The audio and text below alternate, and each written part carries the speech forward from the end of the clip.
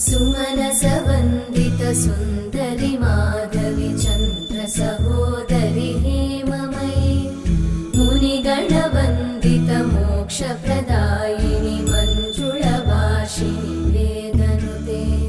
पङ्कजवासिनि देवसुपूजित सद्गुणवर्षिणि शान्तियुते जय जय हे मधुसूदन कामिनि आदिलक्ष्मि जय पालय माम्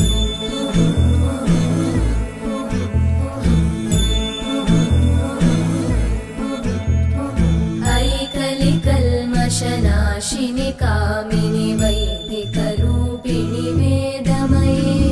क्षीरसमुद्भव